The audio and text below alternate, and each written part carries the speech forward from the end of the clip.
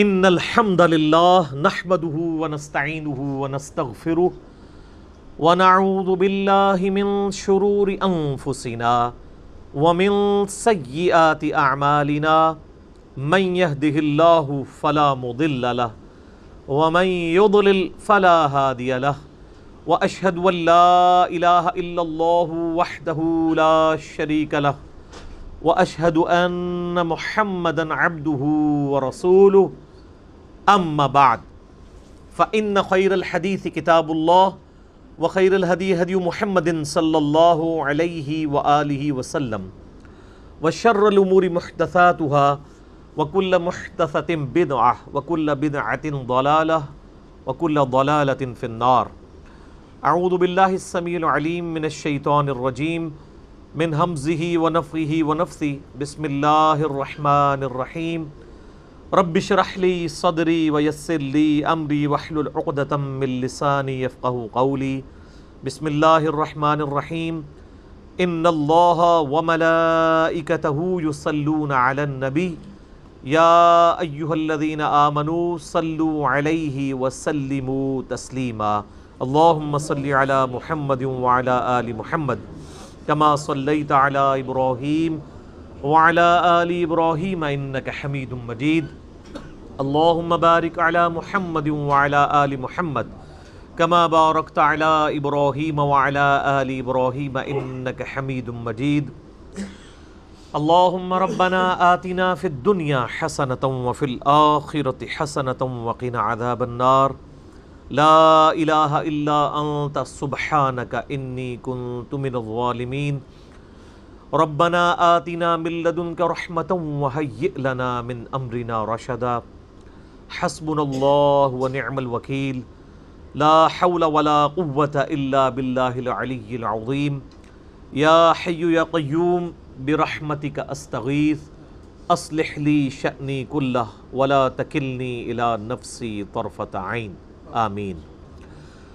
الحمدللہ آج 30 جون 2019 کو سنڈے کے دن قرآن کلاس نمبر 331 میں 331 نمبر میں ہم پارہ نمبر 29 کو کنکلوڈ کرنے جا رہے ہیں۔ آخری صورت ہے صورت نمبر 77 پارہ نمبر 29 کی سورۃ المرسلات۔ میرے بھائیو، یہ بھی مکی صورت ہے۔ 29ویں پارے کا آغاز مکی صورت سے ہوا، اب کانٹینیوس اینڈ تک آلموسٹ چند ایک صورتوں پہ اختلاف ہے۔ ساری صورتیں ہی مکی صورتیں ہیں، اور مکی صورتوں کا مرکزی ٹاپک انذار ہے، یعنی ڈر سنانا آخرت کے دن کا، کہ تمہیں مر کے اپنے رب کے حضور پیش ہونا ہے، اپنے کیے ہوئے اعمال کا جواب دہ ہونا ہے۔ تمام انبیاء کرام دنیا میں اسی لیے آئے کہ لوگوں کو خبردار کریں کہ انسان خود سے پیدا نہیں ہوئے بلکہ کسی کی مرضی سے پیدا ہوئے ہیں، اور وہ ہستی جس نے انسان کو اس کی مرضی کے بغیر پیدا کیا ہے، اگر وہ انسان اس کی مرضی پہ نہیں چلے گا تو وہ اس کے ساتھ کچھ بھی کرنے پر قادر ہے۔ زمین و آسمان کی ساری مخلوقات مل کے پھر اس شخص کو اس ہستی سے چھڑوا نہیں سکتی اگر وہ ہستی اس کے اوپر گرفت فرمائے۔ میرے بھائیو، یہ جو صورتیں ہیں، یہ قرآن حکیم کی ابتدا میں جو صورتیں مکی صورتیں نازل ہوئیں ان میں سے ہیں۔ اگرچہ مصحف کی ترتیب میں پارہ نمبر 30 بالکل اینڈ پہ آتا ہے، لیکن ترتیب نزولی کے اعتبار سے یہ وہ صورتیں ہیں جو قرآن حکیم میں بالکل شروع میں نازل ہوئیں۔ اسی لیے ان کی آیات چھوٹی چھوٹی ہیں، فلو ان کا تیز ہے، عربی لنگوسٹک کا شاہکار ہیں یہ صورتیں، اور ان میں آپ کو ردم بھی بہت زبردست ملے گا، اور بالکل مختصر صورتوں کے اندر بڑے جامع مضامین ہیں، اور پھر وہ مضامین جا کے مدنی صورتوں میں کھلے تھے۔ قرآن حکیم کا 2/3 حصہ مکی صورتوں پر مشتمل ہے، اور 1/3 حصہ مدنی صورتوں پہ۔ تو یہ مکی صورتیں اس اعتبار سے بڑی اہم ہیں، عقیدہ توحید کے اعتبار سے، عقیدہ آخرت کے اعتبار سے، اور دنیا کی بے رغبتی کے اعتبار سے، قیامت کے دن کی جواب دہی کے اعتبار سے، اب یہ آپ صورت دیکھیں گے، اس صورت کے اندر اللہ تبارک و تعالیٰ نے آخرت کے دن کا منظر کھینچا ہے، قیامت کس طرح برپا ہوگی، قیامت والے دن کس طرح دو بڑے گروہ بنیں گے، اللہ کے ماننے والے اور اللہ کے نہ ماننے والے، یعنی اس کی اطاعت اختیار کرنے والے اور اس کی نافرمانی کرنے والے، ان کے ساتھ پھر کیا ہوگا۔ لیکن ایمفسائز ایک بات کے اوپر بار بار اس صورت کے اندر ہوا ہے۔ اس صورت کی کل آیات 50 ہیں، لیکن مختصر آیات ہیں، چھوٹی چھوٹی۔ ان 50 میں سے بھی 10 آیات ایسی ہیں جو ایک ہی آیت بار بار ریپیٹ ہوئی ہے۔ اعوذ باللہ من الشیطان الرجیم، ویل یومئذ للمکذبین، ہلاکت ہے اس دن ان لوگوں کے لیے جو اللہ تعالیٰ کی وحی کو جھٹلانے والے لوگ ہیں، چاہے عقیدے میں جھٹلا دیں چاہے اعمال میں۔ عقیدے میں تو ہم مسلمانوں میں سے کوئی نہیں جھٹلاتا، لیکن پریکٹیکلی اعمال میں جھٹلا رہے۔ یہ آیت ترجیح ہے، آیت ترجیح یعنی بار بار ریپیٹ ہوئی ہے، ریپیٹیشن کے ساتھ 10 دفعہ اس صورت میں یہ آیت ریپیٹ ہوگی، جس طرح کہ قرآن حکیم میں سورہ الرحمن میں ایک آیت فَبِأَيِّ آلَاءِ رَبِّكُمَا تُكَذِّبَانِ، اے جنو انس کے دو بھاری گروہ ہو، تم اپنے رب کی کون کون سی نعمتوں کو جھٹلاؤ گے۔ یہ آیت مبارکہ سورۃ الرحمن کی آیت نمبر، یعنی سورہ رحمان کے اندر 31 ٹائمز یہ آیت ریپیٹ ہوئی ہے۔ اسی طریقے سے ایک اور آیت ترجیح ہے سورۃ القمر کے اندر، وَلَقَدْ يَسَّرْنَا الْقُرْآنَ لِلذِّكْرِ فَهَلْ مِن مُدَّكِرٍ، اور بے شک ہم نے قرآن کو نصیحت کے لیے آسان کر دیا ہے، تو ہے کوئی اس سے نصیحت حاصل کرنے والا۔ یہ آیت سورۃ القمر میں کم از کم 4 دفعہ ریپیٹ ہوئی ہے، 4 دفعہ۔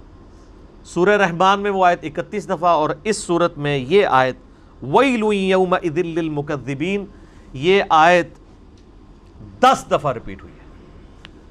ملک صاحب ان کو جگہ دیں نا، آپ نیچے بیٹھتے ہیں۔ جو لوگ پرماننٹ ممبر ہیں، جب کوئی مہمان آتا ہے تو یہ پروٹوکول ہے، آپ مہمان کے لیے جگہ کھلی کر دیا کریں، مجھے بتانے کی ضرورت نہ پڑے۔ اعوذ باللہ من الشیطان الرجیم، بسم اللہ الرحمن الرحیم، والمرسلات عرفا، قسم ہے ان ہواؤں کی کہ جو پے در پے بھیجی جاتی ہیں۔ رسولوں کے لیے بھی لفظ مرسل استعمال ہوتا ہے کیونکہ اللہ کی طرف سے وہ بھیجے گئے ہوتے ہیں۔ تو اللہ تعالیٰ نے ان ہواؤں کی قسم یاد فرمائی ہے جو کہ بھیجی جاتی ہیں۔ ہوا جب چلتی ہے گرمیوں کے موسم میں ایک خوشخبری کے ساتھ، بارش کی خوشخبری کے ساتھ بھی آتی ہے، لیکن کچھ ایسی ہوائیں ہوتی ہیں جو خوشخبری کے ساتھ نہیں آتی ہیں بلکہ اپنے ساتھ تلخ حقائق لے کر آتی ہیں، ان کی بھی قسم یاد فرمائی ہے۔ فَالْعَاصِفَاتِ عَصْفًا، ان ہواؤں کی قسم بھی کہ جو تند و تیز ہے، ہوائی جھکڑ، جس طرح آج کل بھی آپ کو پتہ ہے امریکہ کے اندر ٹورنیڈوز چلتے ہیں، وہ ایک ایک ٹورنیڈو جو ہے وہ بلینز آف ڈالر کا نقصان کر کے چلا جاتا ہے، چھتوں سمیت مکانوں کو اٹھا کے پھینک دیتا ہے۔ یعنی وہ ہوائی بگولے جب پھرتے ہیں تو وہ بالکل سفایا کر جاتے ہیں۔ ہمارے ملکوں میں اس لیول کے اس طرح ہوائی جھکڑ نہیں آتے ہیں۔ اسی طریقے سے صحرائے سینا کے اندر ایسے ہوائی جھکڑ بھی آتے ہیں کہ پورے پورے ریگستان کے ٹیلے، رات کے وقت اس جگہ پہ ٹیلا ہوتا ہے، صبح وہ کئی کلومیٹر آگے شفٹ ہو چکا ہوتا ہے۔ اللہ تعالیٰ نے ہواؤں میں اتنی طاقت رکھی ہے۔ تو ان ہواؤں کی قسم، وَالنَّاشِرَاتِ نَشْرًا، اور ان کی قسم جو بادلوں کو پھیلانے والی ہیں، یعنی یہی ہوائیں جو ہیں یہ بادلوں کو لے کے چلتی ہیں۔ اور یہ مضمون تو قرآن حکیم میں کئی جگہ آیا ہے کہ ہم بنجر زمین کی طرف ہوا کو بھیجتے ہیں، وہ بادلوں کو ساتھ لے کے جاتی ہے اور پھر ان بادلوں سے پانی برستا ہے اور مردہ زمین کو اللہ تعالیٰ زندہ فرما دیتا ہے۔ اسی طریقے سے تمہیں بھی مرنے کے بعد قیامت والے دن زندہ کر دیا جائے گا۔ فَالْفَارِقَاتِ فَرْقًا، اور پھر جو بادلوں کو پارا پارا کر دینے والی ہیں، یعنی وہ تقسیم کر دیتی ہیں کہ یہ بادل کس طرف جانے ہیں، یہ بادل کس طرف جانے ہیں، یا پھر اگر ان بادلوں میں بارش ہے، بارش برسنے کے بعد پھر ہواؤں کے ذریعے وہ سکیٹرڈ کر دیے جاتے ہیں سب کے سب بادل۔ فَالْمُلْقِيَاتِ ذِكْرًا، اور قسم ہے ان کی، ان جماعتوں کی جو ذکر کا القاء کرنے والی ہیں۔ سب سے بڑا ذکر کیا؟ قرآن، انا نحن نزلنا الذکر وانا لہ لحافظون، یعنی وہی جو ہے یہ اللہ تعالیٰ کی طرف سے تذکیر نصیحت والی چیز، عذراً او نذرا، یا حجت تمام کرنے کے لیے یا ڈر سنانے کے لیے۔ یاد رکھیں جب بھی وحی نازل ہوگی تو دو ہی پرپس ہوں گے، ایک پرپس تو یہ ہوگا کہ پیغمبر کی موجودگی اور ان پر وحی کا آنا یہ ان کی امت کے لیے حجت تمام کرنا ہے آخری درجے میں۔ اس کے بعد قیامت والے دن کسی کے پاس کوئی دلیل اور حجت نہیں رہے گی کہ مجھے تو پتہ ہی نہیں چلا۔ سورہ نساء کے اندر بھی آیا نا، اللہ تعالیٰ فرمایا ہم نے رسولوں کا، پیغمبروں کا سلسلہ اس لیے شروع کیا تاکہ قیامت والے دن اللہ پر کسی کے خلاف، یعنی کوئی شخص اللہ کے خلاف اپنی حجت نہ قائم کر سکے کہ مجھے تو پتہ نہیں چلا۔ تو یہ جو وحی نازل ہوتی ہے یا تو حجت تمام کرنے کے لیے، اللہ کی طرف سے حجت تمام ہو جائے کہ پیغمبروں کی دعوت کے ذریعے تمہیں بتا دیا گیا، او نذرا، یا پھر ڈرانے کے لیے۔ ظاہر ہے کہ پھر جب حجت تمام کی جائے تو اس کے بعد پھر ڈرایا جائے گا کہ جو اس کے اوپر چلے گا وحی کا تابع ہوگا، قیامت والے دن اس کا انجام انبیاء کرام علیہم السلام شہداء کے ساتھ، صدیقین کے ساتھ، نیکوکاروں کے ساتھ ہوگا، اور جو انبیاء کرام کے نافرمان ہوں گے پھر ان کا حشر جو ہے وہ فرعون کے ساتھ، حامان کے ساتھ، اس طرح کے لوگوں کے ساتھ ہوگا، والعیاذ باللہ تعالی۔ اتنی ساری قسمیں یاد فرمانے کے بعد اللہ تعالیٰ فرما رہا ہے انما توعدون لواقع، جس بات کا تمہیں وعدہ دیا جا رہا ہے وہ ضرور واقع ہو کر رہے گی۔ یعنی کون سی چیز؟ قیامت۔ اب اس قیامت کا تھوڑا سا نقشہ اللہ تعالیٰ نے کھینچا ہے۔ فَإِذَا النُّجُومُ طُبِسَتْ، پس اس وقت جب ستارے بے نور کر دیے جائیں گے۔ میں نے پہلے بھی کئی دفعہ بتایا کہ یہ سارے کا سارا معاملہ ایک فورس اللہ نے گریویٹیشنل فورس رکھی ہے، قوت کشش ثقل، یہ ڈسٹرب ہو جائے تو پھر ہر چیز ہی تباہ و برباد ہو جائے، اور قیامت والے دن یہی ہونا ہے۔ اللہ تعالیٰ ہمارا جب ستارے بے نور کر دیے جائیں گے، وَإِذَا السَّمَاءُ فُرِجَتْ، اور جب آسمان میں شگاف پڑ جائیں گے، وَإِذَا الْجِبَالُ نُصِفَتْ، اور پہاڑ خاک بنا کر اڑا دیے جائیں گے۔ اگر گریویٹیشنل فورس سے ڈسٹرب ہو جائے تو پھر بڑے سے بڑا بھی کوئی میس جو ہے وہ پھر اس طرح اڑتا پھرے گا۔ آپ صرف یہ دیکھ لیں کہ چاند کے اوپر جو گریوٹی ہے، قوت کشش ثقل، وہ زمین سے آلموسٹ 1/8 ٹائم ہے، یعنی 8 گنا کم ہے، اور وہاں پہ آپ دیکھ لیں کہ وہاں پہ تھوڑا سا زور لگانے سے کتنی لمبی چھلانگ انسان لگا سکتا ہے۔ کیوں؟ کیونکہ جو چاند ہے وہ اس قوت کے ساتھ انسان کو اپنی طرف نہیں کھینچتا جس طرح زمین کھینچتی ہے، اور اس کو مزید کم کر دیں تو کرتے کرتے یہ حالت ہو جائے گی کہ بڑی سے بڑی وزنی چیز بھی وہ لڑکتی پھرے گی۔ اسی لیے آپ خلا میں دیکھیں اتنی بڑی بڑے اجسام ہیں، ان کو ایک انسان بھی تھوڑا سا دھکا دے کے ادھر سے ادھر کر سکتا ہے کیونکہ ویٹ لیس ہے۔ گریویٹیشنل فورس کا ایفیکٹ وہاں پہ کم ہو جاتا ہے، اور جب یہ فورس بالکل ختم کر دی جائے پھر پہاڑ جو ہے ذرا اڑتے پھریں گے۔ وَإِذَا الرُّسُلُ أُقِّتَتْ، اور جب رسولوں کو وقت مقررہ پر اکٹھا کیا جائے گا۔ لِأَيِّ يَوْمٍ أُجِّلَتْ، تمہیں علم ہے کہ کس دن کے لیے یہ معاملہ تمہارا ملتوی کیا جا رہا ہے؟ لِيَوْمِ الْفَصْلِ، فیصلے کے دن کے لیے۔ یعنی اس کے اندر دھمکی ہے کہ اگر دنیا میں پیغمبروں کا انکار کرنے کے سبب فوراً عذاب نہیں آ رہا تو یہ نہ سمجھو کہ عذاب نہیں آئے گا۔ اگر یہ عذاب ڈیلے ہو رہا ہے، ایک تو وہ عذاب ہے جو بخاری اور مسلم میں حدیث ہے کہ جو مر گیا اس کی قیامت قائم ہو گئی، اور بڑا حساب تو قیامت کے دن ہونا ہے۔ تو یہ اگر دنیا کی زندگی میں اللہ تعالیٰ کسی کو ڈھیل دیتا ہے تو یہ نہ سمجھے کہ اس کی پکڑ نہیں ہے، قیامت کے دن، فیصلے کے دن اس کی پھر پکڑ ہوگی۔ تو یہ جو دنیا میں ڈھیل دی جا رہی ہے، یہ معاملہ ملتوی کیا جا رہا ہے کس لیے؟ لیوم الفصل، فیصلے کے دن کے لیے۔ وما ادراک ما یوم الفصل، اور اے مخاطب تو کیا جانے کہ وہ فیصلے کا دن کیا ہے۔ ویل یومئذ للمکذبین، ایک جملے کے اندر قیامت مضمر ہے، کوئی ڈیٹیل نہیں بتائی، کوئی اس کی تاریخ نہیں بتائی، ایک جملہ بول دیا کہ تمہیں پتہ ہے کہ وہ فیصلے کا دن کیا ہے؟ یہاں پہ تو یہ بھی ہو سکتا تھا کہ وہ فیصلے کا دن ہے جب تمہیں جنت میں کی سیر کروائی جائے گی. نہیں، قرآن حکیم کا جو ڈومیننٹ پورشن ہے وہ تذکیر ہے، انذار ہے. تبشیر تو بڑا تھوڑا پورشن ہے، بشارت والا پورشن تھوڑا ہے، انذار والا زیادہ ہے، ڈرانے والا. تو یہاں پہ بھی جب قیامت کا دن کا ذکر آیا تو ہونا تو یہ چاہیے تھا کہ بات ہوتی کہ جنتیوں کو جنت کی سیر کروائی جائے گی. نہیں، سٹارٹ کس بات سے ہوا؟ وَيْلٌ يَوْمَئِذٍ لِّلْمُكَذِّبِينَ. تباہی ہوگی اس روز جھٹلانے والوں کے لیے جنہوں نے دنیا میں پیغمبروں کی دعوت کو عقیدے میں جھٹلایا یا عمل میں، ان کے لیے بربادی ہو گئی. بولے اعوذ باللہ تعالی. اللہم اجرنا من النار، اللہم اجرنا من النار، اللہم اجرنا من النار. اللہم من احییتہ منا فاحیہ علی الاسلام ومن توفیتہ منا فتوفہ علی الایمان وصلی اللہ علی النبی الکریم. بخاری مسلم میں حدیث ہے، نبی علیہ السلام ایون جب نماز بھی پڑھ رہے ہوتے ہیں نا، اس دوران اگر آیات آتی آخرت کے ڈر سے ریلیٹڈ تو آپ نماز کے دوران بھی اللہ کی طرف متوجہ ہو کر دعائیں شروع کر دیتے تھے. یہ تو جس کو جتنی معرفت ہوتی ہے نا اتنا ہی وہ اللہ کا ڈر رکھنے والا ہوتا ہے. جو ہم پنجابی میں کہتے ہیں نا کہ عقل نہ ہوئے تے موجیں ہی موجاں، عقل ہوئے تے سوچیں ہی سوچاں.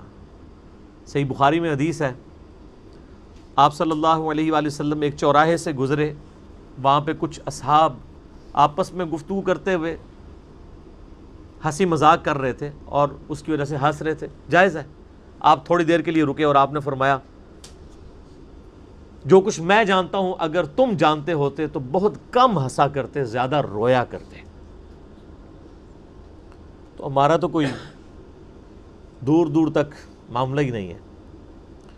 اب یہ آیت 10 دفعہ ریپیٹ ہوگی اس صورت کے اندر کہ تباہ و برباد ہو جائیں گے وہ لوگ قیامت کے دن کہ جو دنیا میں جھٹلایا کرتے تھے. اچھا، یہ آیات جب بھی آتی ہیں تو ہمیں علماء نے بڑا عجیب دھوکہ دیا ہوا ہے علماء سو کی جانب سے، یہ تو ساری کافروں کے بارے میں.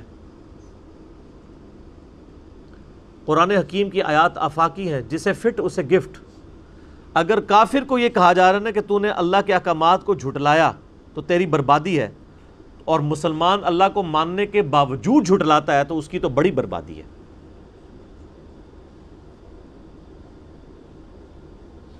ایک حدیث ہی کافی ہے اس کو کور کرنے کے لیے.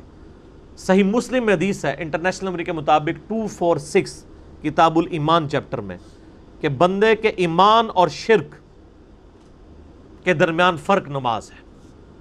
اور جامعہ ترمذی میں حدیث ہے، جس نے جان بوجھ کے نماز چھوڑی گویا اس نے کفر کیا.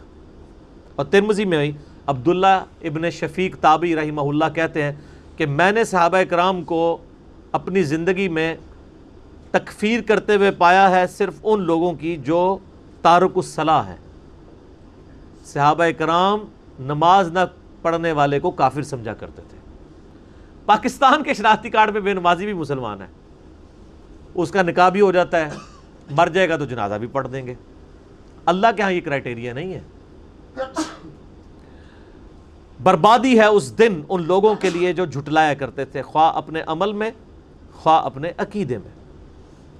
اب یہ آیت اس صورت میں 10 دفعہ ریپیٹ ہوگی.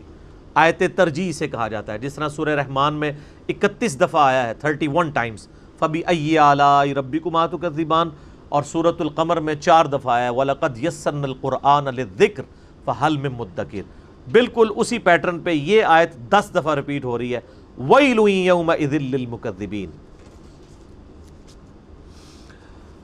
أَلَمْ نُهْلِكِ الْأَوَّلِينَ، کیا ہم نے ان سے پہلے جو نافرمان لوگ تھے ان کو ہلاک نہیں کر دیا؟ ثُمَّ نُتْبِعُهُمُ الْآخِرِينَ، پھر ہم نے ان کے پیچھے پیچھے بھیج دیے بعد میں آنے والے. كَذَلِكَ نَفْعَلُ بِالْمُجْرِمِينَ، ہم مجرموں کے ساتھ ایسا ہی سلوک کیا کرتے ہیں. وَيْلٌ يَوْمَئِذٍ لِّلْمُكَذِّبِينَ، تباہی اور بربادی ہے ان لوگوں کے لیے جو جھٹلانے والے ہیں. قیامت والے دن ان کے لیے تباہی ہے. اچھا، صحیح احادیث کے اندر یہ بھی ملتا ہے کہ یہ جو ویل ہے نا، یہ ایک جہنم کی وادی کا نام بھی ہے. تو اس کانٹیکسٹ میں پھر اس کا ترجمہ بنے گا کہ اس دن وہ جہنم کی گھاٹی ان کا مقدر ہوگی جھٹلانے والوں کے لیے. اور حدیث کے الفاظ ہیں کہ یہ گھاٹی ایسی ہے جس کی سختی سے خود جہنم بھی پناہ مانگتی ہے. اللہم اجرنا من النار، اللہم اجرنا من النار، اللہم اجرنا من النار، آمین. اللہ تعالیٰ ہمارے کہ ہم نے کیا کفار مکہ سے پہلے پیغمبروں کا انکار کرنے والے تباہ و برباد نہیں کیے؟ اور کفار مکہ جو ہے نا وہ اپنی تجارت کے دوران جب شام کی طرف سفر کرتے تھے تو ان بستیوں کے کھنڈرات سے گزرا کرتے تھے.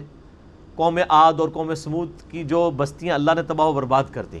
ابھی بھی آپ اگر یوٹیوب پہ چلے جائیں، قرآن حکیم کے تاریخی مقامات، انڈیا کے 2 پروفیسرز ہیں، انہوں نے فزیکلی وہ ویڈیوز میں ساری جگہ فلمائی ہیں جہاں پہ قوم عاد اور قوم سمود آباد تھیں. ان کے گھر بھی آج بڑے بڑے، جس طرح وہ پہاڑوں کو کاٹ کے ان میں بنایا کرتے تھے گھر، جو قرآن حکیم میں بھی سورہ ہود کے اندر ڈیٹیل کے ساتھ ذکر آتا ہے، وہ آج بھی اس طریقے سے گھر موجود ہیں، لیکن گھروں میں مکین نہیں ہے، سب تباہ و برباد کر دیے گئے.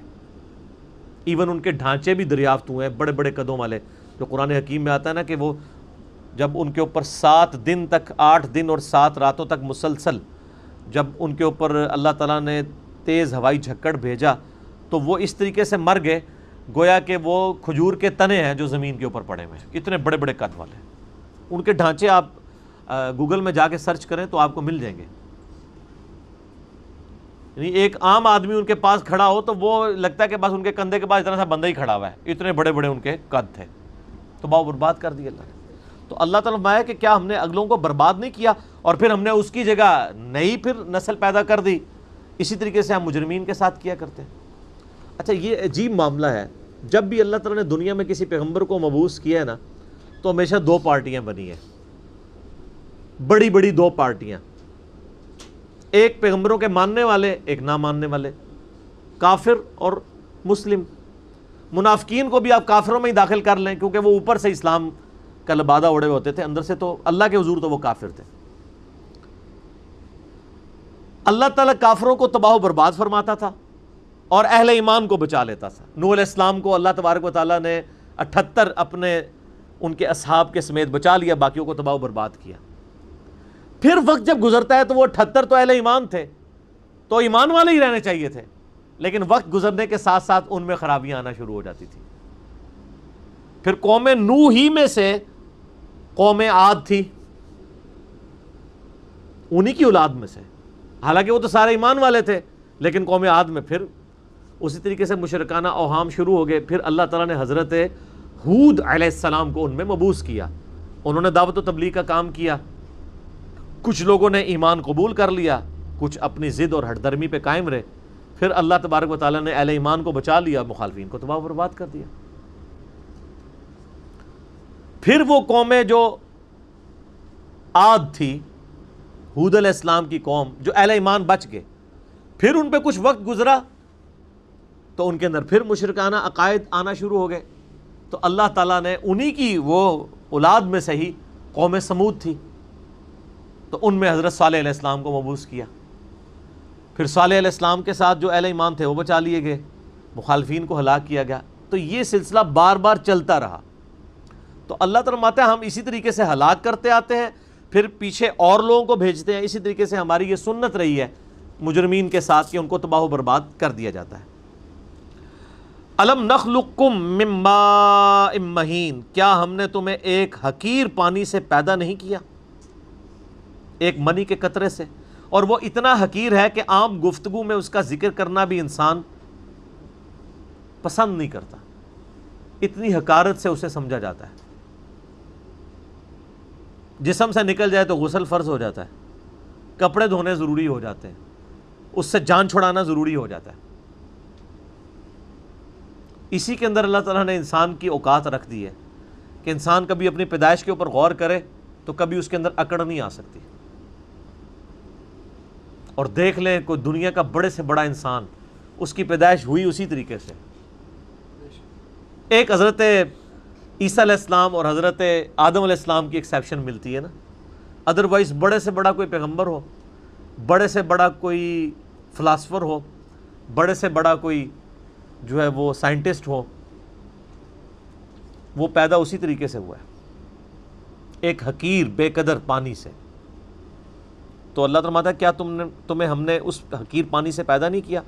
فجعلناہ فی قرار مکین، پھر ہم نے اسے رکھ دیا ایک محفوظ جگہ، رحم مادر میں، ماں کے پیٹ کے اندر بڑی مضبوط جگہ، 3 یعنی پرتوں کے اندر اللہ تعالیٰ نے اسے محفوظ کیا، ایک جنین کی فارم میں، ایک ایمبریو کی فارم میں، پھر اس کے اندر اللہ تعالیٰ نے جس طریقے سے نقش و نگاری فرمائی ہے وہ تو نہ ماں کو پتہ ہوتا ہے نہ باپ کو پتہ ہوتا ہے، ٹھیک ہے؟ ماں باپ ویسے عزت اویل کرتے رہے، وہ تو بیچارے ذریعے ہیں، صرف کرنے والا تو اللہ ہے، نہ باپ کو پتہ ہوتا ہے کہ کیا ہوا، نہ ماں کو پتہ ہوتا ہے کہ کیا ہوا۔ الی قدر معلوم، ایک معین مدت تک کے لیے، فقدرنا، تو ہم نے ایک اندازہ ٹھہرایا، فنعم القادرون، تو کتنے ہی بہتر ہم اندازہ ٹھہرانے والے ہیں، ویل یومئذ للمکذبین، لیکن یاد رکھنا یہ جو ہم نے پیدا کیا اور دنیا میں بھیج دیا، یہ اسی طریقے سے تمہیں چھوڑ نہیں دیا، سیریس کریشن ہو تم اللہ کی، اس نے تمہیں کسی مقصد کے لیے پیدا کیا ہے، اور اس میں ہی قیامت مضمر ہے اسی جملے میں کہ ویل یومئذ للمکذبین۔ اب جو پھر رب کو ریسپانس نہیں کرے گا اس کے لیے تباہ و بربادی ہے پھر قیامت والے دن۔ تو یہ اللہ تعالیٰ نے ایک انسان کو اس کی اوقات یاد کروائی ہے کہ تیری کوئی حیثیت نہیں تھی، اللہ تعالیٰ نے تجھے ایک بے قدر پانی سے پیدا کیا، 2 دفعہ تجھے شرمگاہ سے گزارا، اس کے بعد پوری زندگی انسان پخانے اور بدبو کا بوجھ اٹھائے پھرتا ہے، جب تک باہر نہ نکال لے اسے سکون نہیں آتا، اور باہر وہ سب کے سامنے نکال بھی نہیں سکتا، پردے میں جانا پڑتا ہے، اور مرنے کے بعد گل سڑ کے ہڈیاں بن جائے گا، یہ اس کی پوری اوقات ہے۔ کئی ایک بزرگوں کے بارے میں یہ واقعہ آتا ہے، ایون عمر بن عبدالعزیز کے بارے میں بھی آتا ہے کہ وہ ایک دفعہ اکڑ کے چل رہے تھے خلیفہ بننے سے پہلے، بڑی شانہ زندگی تھی ان کی، تو طاؤس تابعی تھے رحمہ اللہ تعالی، جو ابن عباس کے شاگرد ہیں، تو انہوں نے عمر بن عبدالعزیز کو جب اکڑ کے چلتے ہوئے دیکھا نا، یہ امام غزالی نے بھی مکاشفۃ القروب کے اندر نقل کیا ہے، تو انہوں نے عمر بن عبدالعزیز کو مخاطب کر کے کہا کہ ایسے شخص کو زمین پہ اکڑنے کی کوئی اختیار حاصل نہیں ہونا چاہیے، اس کی کوئی حیثیت نہیں کہ زمین میں اکڑ کے چلے، کہ جو ایک منی کے ناپاک قطرے سے پیدا ہوا ہے اور 2 دفعہ شرمگاہ سے گزارا گیا ہے اور اپنے پیٹ میں پخانے کا بوجھ اٹھائے پھرتا ہے، اور مرنے کے بعد گل سڑ کے ایک مردہ ہوگا، وہ دیکھ لینا فوراً بو پڑنا شروع ہو جاتی ہے، تھوڑی سی لاش کو ڈیلے کرتے ہیں۔ عمر بن عبدالعزیز نے جب یہ بات سنی تو فوراً عاجزی کے ساتھ چلنا شروع ہو گئے، اور ساتھ فرماتے جاتے تھے کہ طاؤس نے مجھے جو نصیحت کی ہے نا، میرے ایک ایک جوڑ کے اوپر اس نے ایسی ضرب لگائی ہے کہ میں نے اس ضرب کو محسوس کیا ہے، لیکن یہ وہی ضرب محسوس کرتا ہے جس کے اندر وہ ایکسیپٹیبلٹی کا مادہ موجود ہو، ورنہ کوئی ڈھیٹ ہو نا، اس کے اوپر سے پورا قرآن بھی گزار دیں اسے کوئی فرق نہیں پڑتا۔ نصیحت والے کے لیے ایک جملہ بھی کافی ہوتا ہے۔ اسی طرح کا واقعہ حجاج ابن یوسف کے بارے میں ملتا ہے کہ وہ بھی بڑا اکڑ کے چل رہا تھا، اور طاؤس تابعی گزر رہے تھے، تو پیچھے سے کسی نے اناؤنسمنٹ کی کہ بھی راستہ چھوڑ دو، گورنر حجاز آ رہے ہیں۔ تو طاؤس تو پھر تابعی تھے، ابن عباس کے شاگرد، ان کا تو تزکیہ ہوا تھا، وہ ان بادشاہوں کو کیا سمجھتے تھے؟ حالانکہ سینکڑوں صحابہ کا قاتل ہے حجاج ابن یوسف، اتنا ظالم شخص تھا۔ امام ترمذی نے جامع ترمذی میں اس کے بارے میں لکھا ہے کہ 1,20,000 لوگ ہیں جس کو اس نے اپنے سامنے قتل کروایا باندھ کے، بے گناہ۔ لیکن جو اللہ والے ہوتے ہیں وہ پھر ان چیزوں کو خاطر میں نہیں لاتے۔ تو حضرت طاؤس نہیں ہٹے تو حجاج حیران ہوا کہ یہ کون سا بندہ ہے، ان کے پاس آگے کھڑا ہوا اور کہا کہ تم مجھے جانتے نہیں ہو؟ ان کا میں بڑی اچھی طریقے سے جانتا ہوں، تم ایک ناپاک قطرے کی پیدائش ہو، ایک دفعہ اپنے باپ کی شرمگاہ سے نکلے، دوسری دفعہ اپنی ماں کی شرمگاہ سے نکلے، اور تمہارے پیٹ میں اس وقت پخانے اور بدبو کو تم اٹھائے پھرتے ہو سب کے سامنے، سب کو پتہ ہے، یہ وہ حقائق ہیں جس سے کوئی انکار نہیں کر سکتا، اور مرنے کے بعد تم گل سڑ کے ایک مردے کی فارم میں پڑے ہوگے۔ میں بڑے اچھے طریقے سے تمہیں جانتا ہوں۔ وہ یہ سمجھ رہے تھے کہ یہ کہے گا کہ تم جو آل امیہ کے جو اتنے بڑے گورنر ہو، انہوں نے کہا میں بڑے اچھے طریقے سے جانتا ہوں۔ تو جس طرح حضرت ابراہیم علیہ السلام کی گفتگو سن کے وہ بادشاہ جو ہے ششدر رہ گیا تھا نا، اسے کوئی بات ہی نہیں آئی تھی، حجاج ابن یوسف کی بھی زبان بند ہو گئی کہ اس طریقے سے بھی مجھے کوئی جواب دے سکتا ہے، اور وہ خاموش ہو کے وہاں سے چلا گیا۔ سر ان لوگوں کی تربیت قرآن سے ہوئی بھی تھی، یہ جو جملے بولا کرتے تھے نا وہ قرآن سے ہی بولا کرتے تھے نا، قرآن یہی تو بات کر رہا ہے۔ ہمیں واقعات یاد رہتے ہیں لیکن قرآن تو ہم نے پڑھنا نہیں ہوتا، قرآن یہی تو بات کر رہا ہے۔ الم نجعل الارض کفاتا، کیا ہم نے زمین کو سمیٹنے والا نہیں بنا دیا؟ احیاء و امواتا، زندوں کو بھی سمیٹ لیتی ہے اور مردوں کو بھی۔ یہ زمین اللہ نے کیا چیز بنائی ہے جی؟ قرآن حکیم میں آتا ہے نا کہ اسی زمین سے تمہیں ہم نے اگایا، اسی کی خوراک سے پروان چڑھایا، اور پھر اسی میں تمہیں لٹایا جائے گا۔ یہ زمین ہی، اسی لیے دھرتی ماں کا کنسیپٹ بھی آتا ہے نا۔ اور کیسا اللہ تعالیٰ نے اس زمین کو سمیٹنے والا بنایا ہے کہ ہر اعتبار سے انسان کو سمیٹتی ہے، ماں کی آگوش کی طرح بھی، یعنی ہماری ساری خوراک زمین سے آ رہی ہے۔ زمین اگانا بند کر دے دنیا کی کوئی ٹیکنالوجی، آپ کو کتنا عرصہ زندہ رکھ لے گی؟ آپ موبائل فون کھا تو نہیں سکتے، کھانا تو وہی ہے جو زمین کی خوراک سے۔ جو کچھ بھی آپ اینڈ پروڈکٹ اپنا دیکھ رہے ہیں وہ زمین سے ہی اگا ہوا ہے، الٹیمیٹلی ویلیو ایڈیشن کی گئی ہے اس میں، لیکن سٹارٹ وہیں سے ہوا ہے۔ آپ ڈبل روٹی دیکھیں گے تو ظاہر ہے وہ میدے میں سے آئی ہے، میدا آٹے میں سے نکلا ہے، آٹا گندم میں سے، گندم زمین سے۔ کوئی فاسٹ فوڈ دیکھ لیں وہ بھی زمین سے۔ چکن جو آپ کھاتے ہیں یہ بھی زمین سے اگا ہوا ہے، کیونکہ چکن جس خوراک سے پروان چڑھا ہے وہ زمین سے اگی تھی، وہ خوراک نہ ہوتی تو چکن نہ بنتا۔ ہم خود زمین سے اگے ہوئے ہیں۔ آج اگر بھینسوں اور گائے کا دودھ ختم کر دیا جائے، یہ پاؤڈر والا دودھ بھی تو اسی میں سے بن رہا ہوتا ہے، تو انسانیت بڑی نہیں ہو سکتی۔ دودھ کے اوپر ہی بچے بڑے ہوتے ہیں نا، دودھ زمین سے آ رہا ہے کیونکہ بھینس کا چارہ زمین سے آتا ہے۔ تو اللہ تعالیٰ نے زمین کو کیسا بنایا؟ ہماری خوراک کا ذریعہ، اور پھر زندوں اور مردوں دونوں کو سمیٹے ہوئے ہے۔ زندوں کو کیا ہے؟ پلاٹ دیے ہوئے نا جناب، زمین پہ یہ بات ہے نا، وہاں میں تو کوئی نہیں رہ رہا، خلا کے اندر تو کوئی نہیں رہ رہا، اور جب مر جاتے ہیں تب بھی زمین آپ کو سمیٹ لیتی ہے۔ کیسا سمیٹتی ہے؟ اگر زمین نہ سمیٹے تو ہر طرف تعفن ہی پھیلا ہو، اگر یہ مردے باہری اس طرح چھوڑ دیے جائیں، ایک جناب گھر میں چوہا مر جائے نا اور آپ کو مل نہ رہا ہو تو اس گھر میں آپ رات نہیں گزار سکتے۔ اور جن لوگوں کو تجربہ ہے نا، مجھے تھوڑا سا تجربہ ہوا ہے، یہ چوہے کی تو بدبو کوئی بدبو ہی نہیں ہے جو انسانی مردے کی بدبو ہوتی ہے۔ میں ایک وہ قبر کی کھدائی کرنے والے سے ملا تو وہ مجھے بتانے لگا، میں نے اسے کہا یہ لوارث لاشوں کے بارے میں، تو کہنے لگا لوارث لاشیں جو ہیں ہم دفنا دیتے ہیں، بعد میں اگر کوئی وارث آ جائے اور بہت ضد لگائے تو پھر ہم تو منع ہی کرتے ہیں کہ یار چلو اب یہ دفنایا گیا، ادھر جا کے کیا کرنا ہے، اس کو دعائی کرنی ہے، وہ کہیں بھی بیٹھ کے ہو سکتی ہے، تو کوشش یہی کرتے ہیں کہ وہ لاش نکلوائی نہ جائے۔ میں نے کہا کیوں؟ وہ کہتا ہے جی ایک دن پرانی لاش بھی ہو نا تو کہتا ہے آپ کئی 100 فٹ تک بھی وہاں کھڑے نہیں ہو سکتے، جس طرح بدبو اور تعفن اس کا پھیلتا ہے۔ ہوا چلتی ہے تو وہ پورا پھر پھیلتا ہے، اور کہتا ہے یہ تو تعفن ہے نا، جو کیڑے ہوتے ہیں نا اس کے اوپر، وہ لاش نکالیں آپ کیسے؟ تو کہتے ہیں وہ اتنے سپرے لانے پڑتے ہیں، وہ پھر مارتے ہیں، کیڑے سائڈ پہ ہوتے ہیں، پھر لاش نکالتے ہیں۔ تو یہ انسان کی اوقات ہے۔ تو زمین کیسا سمیٹ لیتی ہے؟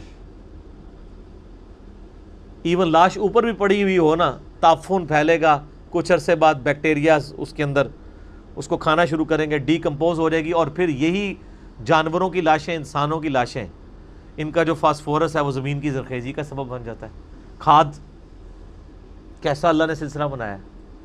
تو یہ زمین ایسی ہے مردوں کو بھی سمیٹے ہوئے ہے زندوں کو بھی.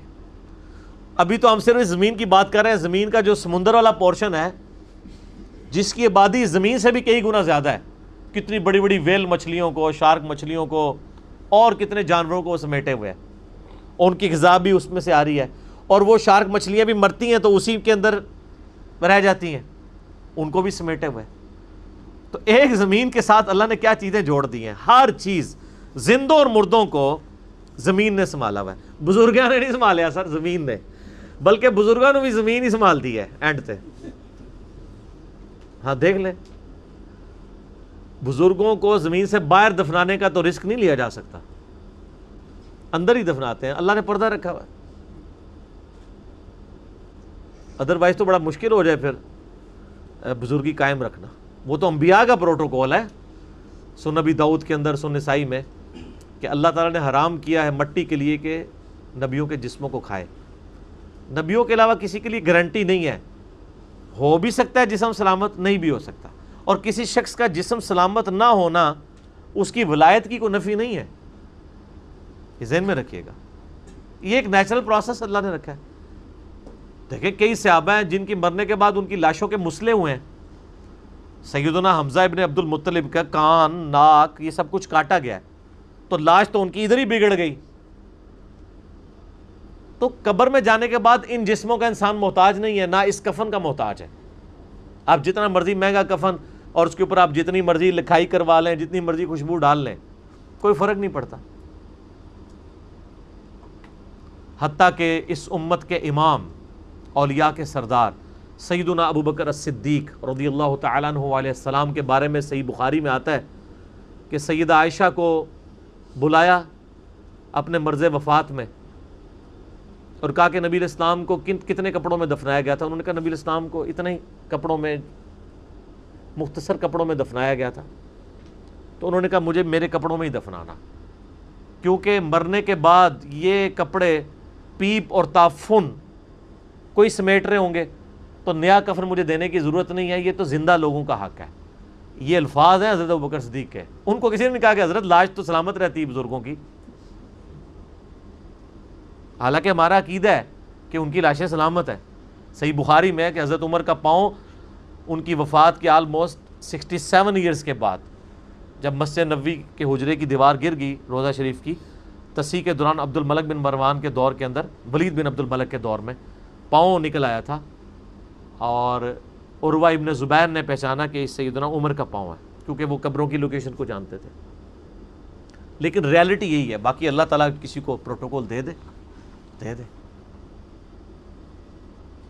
پھر انہوں نے فرمایا کہ آج کون سا دن ہے, تو کہا سوموار کا دن. تو انہوں نے پوچھا نبی علیہ السلام کی وفات کس دن ہوئی تھی؟ تو عائشہ نے کہا سوموار کے دن. تو ان کا میں اللہ سے امید کرتا ہوں کہ مجھے اللہ تعالیٰ آج کے دن موت دے دے گا, لیکن اللہ کا شکر ہے کہ سوموار کو موت نہیں ہوئی ان کی. علم غیب کی بھی نفی ہو گئی. اما عائشہ کہتی ہیں سوموار کو نہیں فوت ہوئے, منگل کو فوت ہوئے. حالانکہ انہوں نے تو امید بھی ظاہر کی تھی, دعا بھی کی تھی.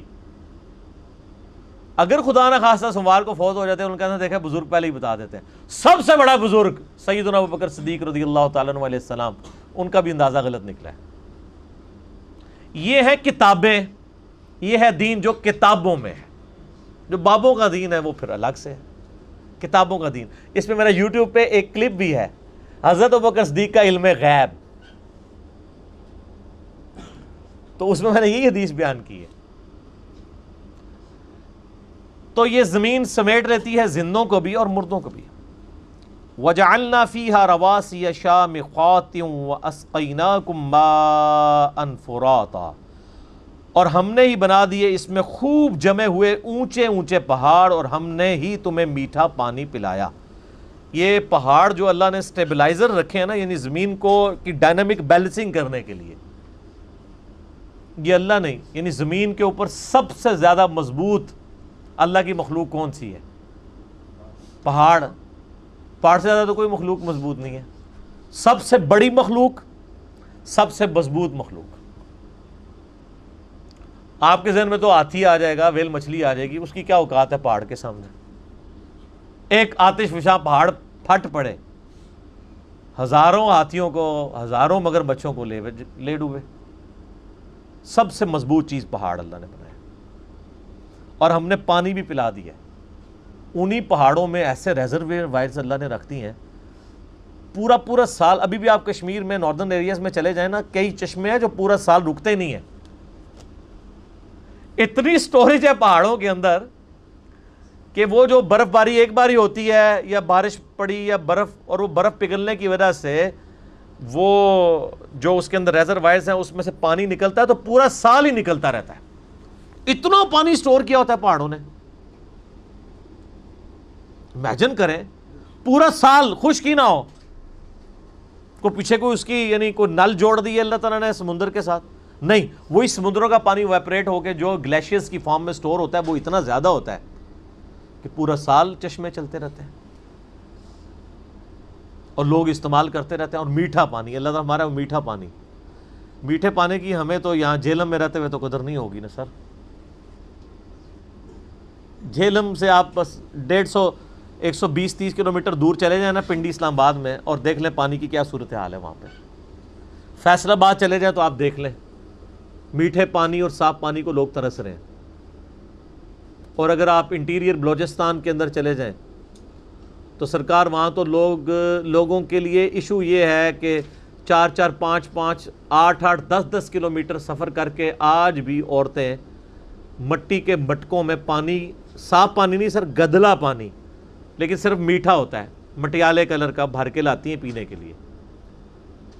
اور ہمیں اس نعمت کی قدر ہی نہیں ہے، بلکہ یہ جو پوری بیلٹ ہے نا پنڈی سے لے کے لاہور تک، یہ تو ملک ہی کوئی اور ہے، اور باقی پاکستان کوئی اور ملک ہے یہاں پہ جتنی فیسلٹیز اویلیبل ہیں۔ اس لیے یہاں کے رہنے والوں کو کبھی اندازہ نہیں ہو سکتا کہ باقی ملک کس طرح زندگی گزار رہا ہے۔ دیکھ لیں یہاں ہمارے، ہم جدھر بیٹھے ہوئے ہیں 25-30 فٹ کے اوپر واٹر ٹیبل ہے، جتنا مرضی پانی نکالیں ختم ہی نہیں ہوتا۔ اور اسلام آباد میں چلے جائیں 200-250 فٹ کے اوپر، پھر بھی اکثر جگہ پہ 10 منٹ سے زیادہ موٹر نہیں چلتی تو پانی سارا ختم ہو جاتا ہے۔ پھر آپ 3-4 گھنٹے انتظار کریں گے کہ پانی سیپیج ہو کے جمع ہوگا، پھر آپ نکالیں گے۔ اور آپ کوئٹہ میں چلے جائیں تو واٹر ٹیبل جو ہے وہ 800-900 فٹ کے اوپر جا چکا ہے۔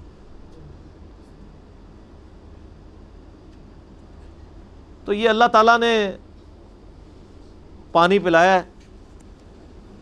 وَيْلٌ يَوْمَئِذٍ لِّلْمُكَذِّبِينَ، بربادی ہے اس دن جھٹلانے والوں کے لیے۔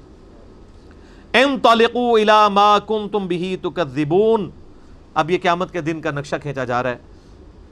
چلو اس آگ کی طرف جسے تم جھٹلایا کرتے تھے دنیا میں۔ انطلقوا إِلَى ظِلٍّ ذِي 3 شُعَبٍ، چلو اس سائے کی طرف جو 3 شاخوں والا ہے۔ دنیا میں بھی آپ نے دیکھا نا یہ سیراب کی کیفیت، اگر آپ کسی موٹر وے کے اوپر یا جی ٹی روڈ پہ آپ سفر کریں نا دور تک گرمیوں میں، تو آپ کو ایک سیراب سا نظر آئے گا جیسے پانی نظر آتا ہے۔ ریگستان میں تو یہ لوگ عموماً اس کو آبزرو کرتے ہیں، وہ نظر کا دھوکہ ہوتا ہے، ایلیوژن ہوتا ہے۔ اسی طریقے سے اس تپش کے دن، قیامت کے دن، دور سے ایک سایہ دار جگہ جو 3 حصوں میں پھیلی ہوئی ہوگی لوگوں کو نظر آئے گی، تو لوگ لپکیں گے اس سائے کی طرف کہ چلو تھوڑی دیر کے لیے سکون حاصل ہو جائے۔ لیکن وہ اللہ تعالیٰ کی طرف سے ایک جنہوں سے پنجابی کہنا ہے کڑگا ہوئے گا گھیرنے کے لیے، وہ سایہ نہیں ہوگا۔ ہائے ہائے ہائے، چلو اس سائے کی طرف، تو لوگ چل پڑیں گے کہ چلو ٹھنڈک لیں۔ لا ظلیل ولا یغنی من اللہب، نہ وہ سایہ دار ہے نہ ہی وہ بچاتا ہے آگ کی لپٹ سے۔ انہا ترمی بشرر کالقصر، بلکہ وہ جہنم پھینک رہی ہے بڑے بڑے انگارے۔ وہ جو ان کو سائے نظر آ رہے ہوں گے وہاں تو بہت بڑے بڑے جہنم کے انگارے۔ اس کو آپ امیجن کر سکتے ہیں، یہ کبھی آپ نے آتش فشاں والکینوز کو کبھی دیکھا کتنے بڑے بڑے ان میں سے شعلے نکلتے ہیں، اور وہ پھر بعد میں سمندروں میں گر کے وہ پتھر بھی بن جاتے ہیں، اور انسانوں پہ گریں تو انسان پگھل جائیں۔ بڑے بڑے شعلے اٹھتے ہیں جو زمین کے اندر لاوا ہے۔ تو اس طرح بڑے بڑے جہنم جو ہے وہ انگارے پھینک رہی ہوگی۔ کأنہ جمالات صفر، گویا کہ وہ زرد رنگ کے اونٹ ہیں۔ بڑے بڑے انگارے، اور وہ کالقصر، جس طرح کے محل ہوتے ہیں، بڑے بڑے محل ان کے برابر۔ کأنہ جمالات صفر، گویا کہ وہ زرد رنگ کے اونٹ ہیں۔ اب عربیوں کو سمجھانے کے لیے یہی بتانا پڑنا تھا نا کہ جتنا بڑا اونٹ ہوتا ہے نا، اتنے بڑے بڑے تو شعلے ہوں گے اس آگ کے، انگارے۔ دنیا میں آپ چنگاری نکالتے ہیں تو اتنا صحیح ایک شعلہ نکلتا ہے نا، چھوٹی چھوٹی چنگاریاں نکلتی ہیں نا، کہیں بھی آپ پتھروں سے آگ لگائیں یا ماچس سے لگائیں تو چھوٹے چھوٹے ہی اس میں سے انگارے نکلتے ہیں۔ اور اگر اونٹ جتنے، زرد اونٹ، زرد کی مثال اس لیے دی تاکہ اس کے کلر کا بھی اندازہ ہو۔ وَيْلٌ يَوْمَئِذٍ لِّلْمُكَذِّبِينَ، تباہی ہو اس دن جھٹلانے والوں کے لیے۔ هَذَا يَوْمُ لَا يَنطِقُونَ، یوم لا ينطقون، یہ ہے وہ دن جس دن وہ بول نہیں سکیں گے۔ وَلَا يُؤْذَنُ لَهُمْ فَيَعْتَذِرُونَ، نہ انہیں یہ اجازت ہوگی کہ وہ کوئی جھوٹے بہانے، کچھ عذر پیش کر سکیں۔ یہ چرب زبانیاں، لمبی زبان، یہ دنیا میں ہی ہے، آخرت میں کسی کی زبان نہیں چلے گی۔ جتنا مرضی کوئی لمبی زبان والا ہے، اللہ کے سامنے کس کی زبان چل سکتی ہے؟ یہ دنیا میں لمبی زبانیں کیوں چلتی ہیں کہ ہم جو فیکٹس اینڈ فگرز ہیں ان کو چھپانے کے لیے آرگومنٹس کرتے ہیں۔ اللہ کے سامنے کون آرگومنٹ کر سکتا ہے کہ یا اللہ میری یہ مجبوری تھی، اس کی وجہ سے میں نماز نہیں پڑھ سکا؟ اللہ کو کون یہ بتا سکتا ہے؟ یہ دنیا میں کہا جا سکتا ہے جو رزق مانا بھی تو جناب عبادت ہے نا۔ یہ دنیا میں تو سارے ڈنڈیاں آپ مار سکتے ہیں، اللہ تعالیٰ کو کوئی کہانی کروا سکتا ہے؟ اللہ کو تو کوئی کہانی۔ تو اللہ فرماتا ہے کہ ان کو بولنے کی اجازت نہیں ہوگی، اور اس کی تفسیر تو پھر سورہ یاسین میں آتا ہے نا، الیوم نختم علی افواہہم وتکلمنا ایدیہم، ہم ان کے منہوں کے اوپر مہر لگا دیں گے، ان کے ہاتھ اور پاؤں، ان سے ہم کلام کریں گے، وہ ان کے کیے ہوئے اعمال کے اوپر گواہ ہوں گے۔ سورہ حمیم میں سجدہ میں آتا ہے کہ انسان اپنی کھال اور اپنے اعضاء سے کہے گا کہ تم تو میرے تھے، تم میرے خلاف ہی گواہی دینا شروع ہو گے، تمہیں کس نے زبان دے دی؟ تو کھال اور انسان کے جسم کے اعضاء بول کر کہیں گے ہمیں اس نے زبان دی ہے جس نے ہر ذی روح کو، ہر زندہ چیز کو زبان دی تھی۔ ان کا عذر قبول نہیں کیا جائے گا۔ وَيْلٌ يَوْمَئِذٍ لِّلْمُكَذِّبِينَ، تباہی ہے اس دن جھٹلانے والوں کے لیے۔ هَذَا يَوْمُ الْفَصْلِ، یہ ہے فیصلے کا دن۔ جَمَعْنَاكُمْ وَالْأَوَّلِينَ، جس دن ہم تمہیں بھی جمع کریں گے اور سارے اولین، اگلے جتنے گزر چکے ہیں تمام اگلوں اور پچھلوں کو اس دن جمع کر لیں گے۔ فَإِن كَانَ لَكُمْ كَيْدٌ فَكِيدُونَ، پس اگر تمہارے پاس کوئی چال ہے تو میرے خلاف چل کے دکھاؤ۔ ہائے ہائے ہائے یار، اللہ بڑا ڈاڈا ہے۔ یہ طنز کرنا اور اتنے سخت انداز میں گفتگو کرنا اسی لیے ہے کہ انسان اپنے آپ کو درست کر لے۔ اللہ تعالیٰ پھر قیامت میں فرمائے گا لو جمع ہو گیا، کر لو، آپ کوئی چال ہے تو چل کے بتاؤ۔ اور یہ اللہ کا کتنا کرم ہے کہ یہ جو اس وقت اللہ تعالیٰ کی طرف سے ٹانٹ اور تانا ملنا ہے انسان کو، وہ دنیا میں سنایا جا رہا ہے اور ویڈیو چلائی جا رہی ہے تاکہ اس دن کے آنے سے پہلے پہلے اس ٹانٹ سے، اس تانے سے تم بچ جاؤ۔ یہ اللہ کی کرم نوازی ہے۔ سورۃ المؤمن میں ایک بڑی زبردست آیت ہے، اسی کانٹیکسٹ میں اکثر کوٹ کرتا ہوں، میرا یوٹیوب پہ ایک کلپ بھی ہے، کیا اللہ کو بھی تکلیف ہوتی ہے؟ سورۃ المؤمن کے شروع کی آیات میں سے اللہ تعالیٰ فرماتا ہے کہ ہم مجرمین کو جب قیامت والے دن عذاب دیں گے نا، پھر ان سے پوچھیں گے کہ آج تمہیں تکلیف ہو رہی ہے نا، آج اپنی جان سے تم بیزار ہو نا اس تکلیف کی وجہ سے؟ وہ کہیں گے ہاں۔ تو اللہ تعالیٰ فرمائے گا اس سے زیادہ ہمیں تکلیف ہوتی تھی جب دنیا میں تمہیں ہماری طرف بلایا جاتا تھا اور تم روگردانی کرتے تھے۔ یہ اللہ تعالیٰ کا انداز بتا رہا ہے، یعنی جس طرح ہم اپنی بھی لینگویج میں ایک بات کرتے ہیں نا، ہن پتہ لگا ابو بچو جی، یہ کہتے ہیں نا، اب پتہ چلا بچو جی، یہ چھوٹے بچے کہتے ہیں نا۔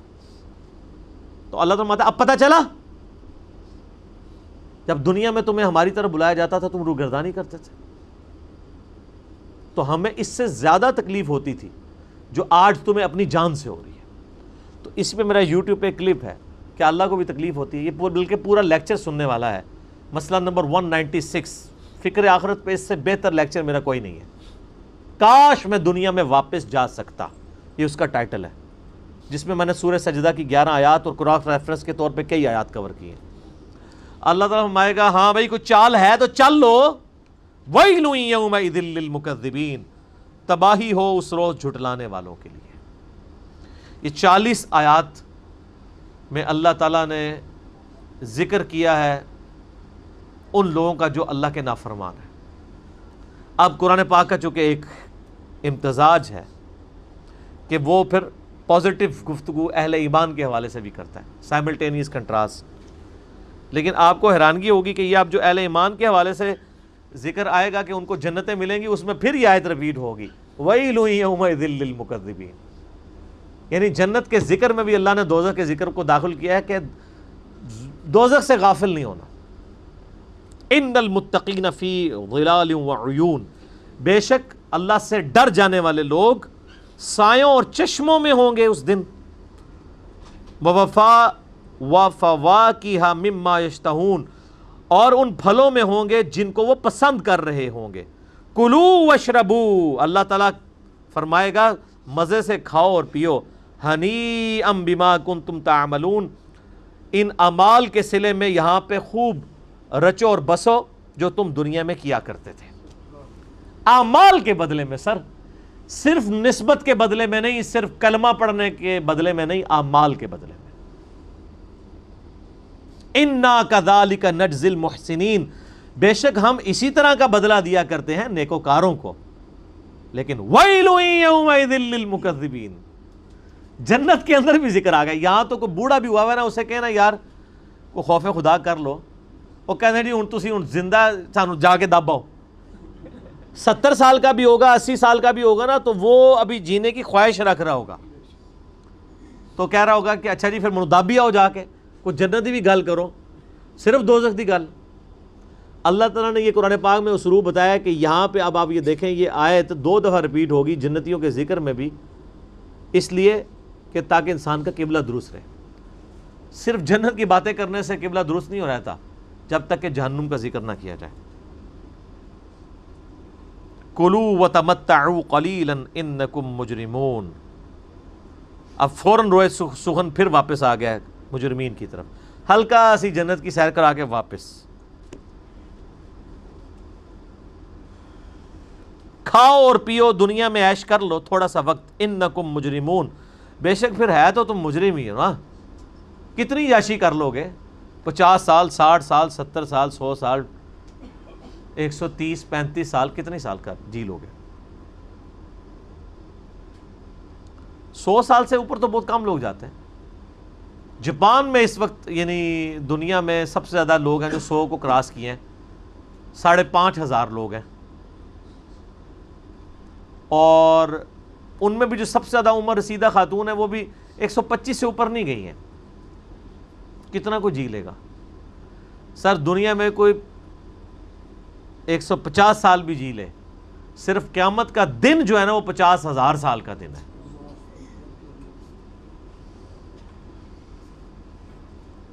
عذاب کی تو بات ہی نہیں ہو رہی، وہ تو کروڑوں اربوں سال کے لیے، صرف قیامت کا دن جو ہے نا وہ 50,000 سال کا دن ہے۔ صرف دنیا میں نافرمانی کے سبب قیامت کا دن ہی عذاب میں کاٹنا پڑ جائے نا تو یہ ان امیجنیبل ہے، 50,000 سال۔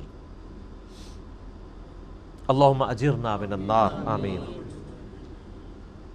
وَيْلٌ يَوْمَئِذٍ لِّلْمُكَذِّبِينَ، تباہی اور بربادی ہو ان لوگوں کے لیے جو جھٹلایا کرتے تھے۔ وَإِذَا قِيلَ لَهُمُ ارْكَعُوا لَا يَرْكَعُونَ، اور جب انہیں کہا جاتا ہے کہ رب کے سامنے جھکو تو جھکتے نہیں ہیں۔ کیوں نہیں جھکتے؟ وہ کہتے ہیں کچھ بھی ہے یا اللہ تیرے محبوب کی امت سے، نمازیں پڑھنے کی کون سی ضرورت ہے؟ ابھی بھی یوٹیوب کے اوپر کتنے بائزین ہیں بڑے تگڑے قسم کے جو کلیئر کٹ آ کے یہ بیان دیتے ہیں کہ جی بس جو بندے نے کلمہ پڑھ لیا ہے، نبی علیہ السلام سے محبت رکھتا ہے، اب اسے کوئی ضرورت نہیں نماز روزہ کرنے کی، وہ جنتی ہو چکا۔ اور اس طرح کے جو وائزین ہیں نا، صرف ان کی تقریروں کے اوپر جو نعرے لگتے ہیں نا، اور کہیں نہیں لگتے، کیونکہ سستی جنت بیچ رہے ہوتے ہیں۔ اچھا انسان بھی کتنے بیوقوف ہیں، خود اپنی آنکھیں بند کیے ہوئے ہیں۔ انسان اگر خود تھوڑا سا تفکر کرے وہ بھی سمجھ لے گا کہ یار ایسا کرنے سے کیسے ہو سکتا ہے۔ دنیا میں بغیر محنت کے مزدوری نہیں ملتی، اور اللہ جس نے پیدا ہی مزدوری کے لیے کیا تھا، مزدوری سے مراد وما خلقت الجن والانس الا لیعبدون۔ اور اس پہ امام غزالی نے بہت زبردست بات احیاء العلوم میں کیمیائے سعادت میں لکھی ہے کہ اگر تم لوگوں کا یہ ڈھکوسلا مان لیا جائے نا کہ اللہ تعالیٰ نے یہ سب کچھ بس صرف ڈرائی اینڈ پہ چھوڑ ہی دینا ہے، کوئی کسی کا حساب کتاب نہیں ہونا، کسی کو عذاب نہیں ہونا، تو تم یہ کہنا چاہ رہے ہو کہ اللہ تعالیٰ اور اس کے پیغمبر دنیا میں ٹھٹا کرتے رہے ہیں ہمارے ساتھ، نعوذ باللہ۔ ظاہر ہے ایک پورا قرآن دھمکیوں سے بھرا پڑا ہے کہ نہیں کرو گے تو رگڑا لگ جائے گا، تو یہ سب مذاق ہوتا رہے؟ ایسا نہیں ہے، تمہیں سمجھ نہیں آئی اصل میں، یہ ٹھٹا نہیں ہے، یہ بہت سیریس معاملہ ہے۔ جب اللہ کے سامنے جھکنے کے لیے کہا جاتا ہے تو وہ جھکتے نہیں ہیں۔ وَيْلٌ يَوْمَئِذٍ لِّلْمُكَذِّبِينَ، تو بربادی ہے اس روز جھٹلانے والوں کے لیے۔ فَبِأَيِّ حَدِيثٍ بَعْدَهُ يُؤْمِنُونَ، اب اس قرآن کے بعد کس اور بات کے اوپر ایمان لے کر آؤ گے؟ یعنی قرآن میں اتنی واضح دھمکیاں آنے کے بعد ابھی بھی کسی چیز کا انتظار ہے کہ ہمیں کوئی اس طریقے سے آگے بات سمجھائے تو ہم سمجھ جائیں گے؟ اللہ تعالیٰ ماتا ہے اس واضح دھمکی جو قرآن کی شکل میں نازل ہو چکی ہے، اس کے بعد اب کون سی چیز ہے جس کے تم انتظار میں ہو کہ اس کے بعد تم بات کو قبول کرو گے؟ جب اس کائنات کا مالک خود اپنے پیغمبر کے ذریعے اس کا کلام نازل ہوا ہے اور وہ خود دھمکیاں لگا رہا ہے۔ یہ نبی علیہ السلام کا کلام نہیں ہے، کلام اللہ ہے، آپ کی مبارک زبان سے نکلا ہے، کلام تو اللہ کا ہے۔ اس سے بڑی کوئی چیز ہو سکتی تھی کہ اللہ تعالیٰ خود دھمکی لگائے تو تب آپ کو یقین آئے اور مجھے یقین آئے؟ سب سے بڑی چیز یہی ہو سکتی تھی نا۔ تو اللہ تعالیٰ فَبِأَيِّ حَدِيثٍ بَعْدَهُ يُؤْمِنُونَ، کس بات پر اس کتاب کے بعد ایمان لاؤ گے تم لوگ؟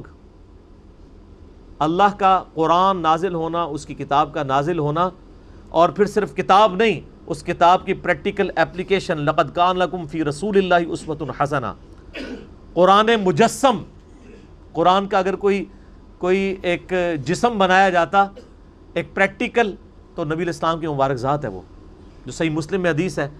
سیدہ عائشہ سے کسی نے پوچھا کہ نبی علیہ السلام کے اخلاقیات کیسے تھے، آپ علیہ السلام کے معاملات کیسے تھے؟ تو انہوں نے کہا قرآن نہیں پڑھتے، قرآن ہی نبی علیہ السلام کے اخلاق۔ یعنی قرآن کا مطلوب انسان اگر کوئی روئے ارض پہ ہے پریکٹیکل فارم میں، تو اللہ کے محبوب صلی اللہ علیہ وآلہ وسلم کی مبارک ذات ہے۔ پریکٹیکلی انہوں نے کر کے بھی دکھا دیا، سلیبس کی فارم میں کتاب دے بھی دی، اور قیامت تک کے لیے چھوڑ بھی دی۔ حجۃ الوداع کے موقع پہ بھی فرمایا قرآن چھوڑ کے جا رہا ہوں اور میری سنت۔ غدیر خم پہ بھی فرما دیا کہ قرآن کو پکڑ لینا، ہدایت پہ رہو گے، چھوڑ دو گے گمراہ ہو جاؤ گے، اور میرے اہل بیت کے ساتھ اس نے سلوک کرنا۔ قرآن ہی کر کے گئے نبی علیہ السلام۔ اسی لیے میرے بھائیو، جو میرا پہلا مسئلہ ہے نا، مسئلہ نمبر 1، وہ ہے ہی ہے امام الانبیاء کی دعوت قرآن، اور میرا ریسرچ پیپر نمبر 4 ہے اسی کے اوپر۔ اس پہ ہم نے ٹائٹل آیت لگائی ہے سورۃ الانعام کی آیت نمبر 19، وَأُوحِيَ إِلَيَّ هَذَا الْقُرْآنُ لِأُنذِرَكُمْ بِهِ وَمَنْ بَلَغَ، اے نبی علیہ السلام فرما دیجئے یہ قرآن مجھے اس لیے وحی کیا گیا تاکہ اس قرآن کے ذریعے میں تمہیں ڈر سناؤں، اور جس تک یہ کتاب پہنچ جائے وہ اس کتاب کے ذریعے ڈر سنائے۔ فَذَكِّرْ بِالْقُرْآنِ مَنْ يَخَافُ وَعِيدٍ، قرآن کے ذریعے اے نبی علیہ السلام نصیحت کیجئے اس کو جو خدا کی دھمکی سے ڈر جائے۔ تو نبی علیہ السلام کی دعوت کا تانا بانا ہی قرآن تھا۔ صحیح مسلم میں اوپر تلے 4 حدیث ہیں کتاب الجمعہ چیپٹر کے اندر، کہ نبی علیہ السلام قرآن حکیم ہی پڑھ کے تقریر کیا کرتے تھے، اور اکثر سورہ قاف ہوتی تھی، سورہ نمبر 50 پارہ نمبر 26 کے اندر۔ تو قرآن کے ذریعے آپ علیہ السلام تذکیر کیا کرتے تھے، اسی کے ذریعے نصیحت کیا کرتے تھے، اسی لیے آپ کو اثر بھی نظر آتا تھا، قصے کہانیاں نہیں تھی بلکہ اللہ کا سچا کلام تھا۔ الحمدللہ ہمارا پارہ نمبر 29 آج مکمل ہوا ہے، انشاءاللہ اگلی دفعہ پارہ نمبر 30 سے آغاز کریں گے۔ اللہ تعالیٰ سے دعا ہے جو حق بات میں نے کہی اللہ تعالیٰ ہمارے دلوں میں راسخ فرمائے، اور اگر جذبات میں میرے منہ سے کوئی غلط بات نکل گئی تو اللہ تعالیٰ ہمارے دلوں سے ہی معاف کر دے۔ اللہم صلی علی محمد وعلی آل محمد کما صلیت علی ابراہیم وعلی آل ابراہیم انک حمید مجید۔ اللہم بارک علی محمد وعلی آل محمد کما بارکت علی ابراہیم وعلی آل ابراہیم انک حمید مجید۔ اللہ تعالیٰ سے دعا ہے کہ ہمیں کتاب و سنت کی تعلیمات پر خود عمل کر کے دوسرے بھائیوں تک پہنچانے کی توفیق عطا فرمائے۔ سبحانک اللہم وبحمدک، اشہد ان لا الہ الا انت، استغفرک واتوب الیک، وما علینا الا البلاغ المبین۔ جزاکم اللہ خیرا۔